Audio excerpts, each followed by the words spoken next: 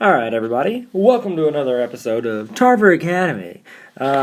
Today's guest is Bet G. I don't know who that is, but he asked me to work an equation, and I'm going to do it. Okay, so what he wanted was -4, 5, and then -2, -3. He was given two coordinates, and he wants to put them in slope-intercept form. Alright, no problemo. I've done a few of these, and I would love to help out with some more. First thing you need to do is find the slope. The last thing you have to do is find the intercept. Okay, so we're going to start with the slope, step 1.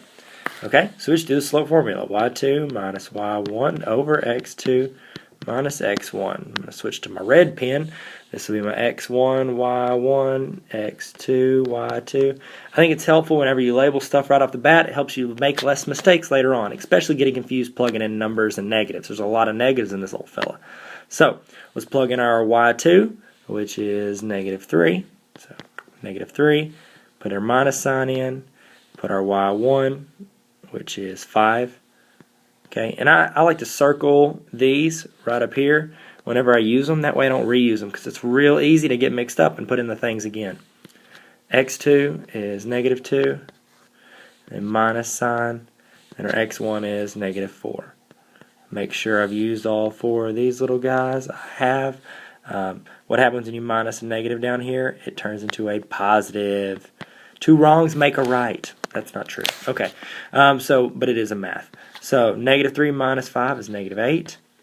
-2 plus 4 is +2. That simplifies to -4. So we found our slope. It's -4. So y equals -4x plus b. Now, whenever we're putting them from 2 coordinates and we're trying to put that into the slope-intercept formula, step 1 is find the slope. Step 2 is find the intercept. Because that's why they call it the slope-intercept formula, because the slope and the intercept are the only 2 important parts of it. So, to find that intercept, I plug in what I know to find what I don't know. I don't know the b. I do know the slope, and I can find an x and a y.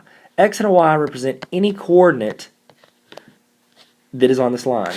So, let's look at it. Now, on part 2, remix, all we got to do is find our b. Now, we can choose either point that we know is on that line for our x and our y. Okay? I'm going to go with, I guess, -4 and 5. So, -4, 5. Okay? My x, my y. All I do is plug them in.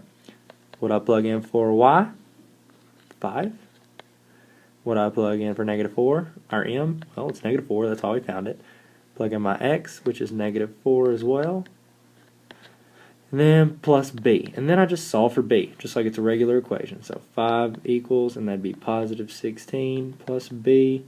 And then I would subtract 16 from both sides.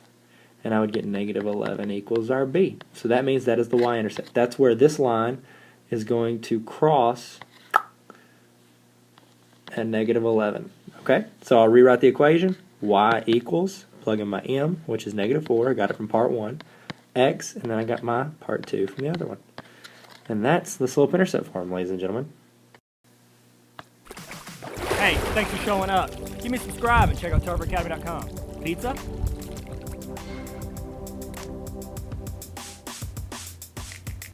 Hey, and don't forget, if you have any more questions, you can tweet them to me, and I will try to help you out with them. And that's it. Check out that other stuff I got. It's nice, and you are too. Bye-bye.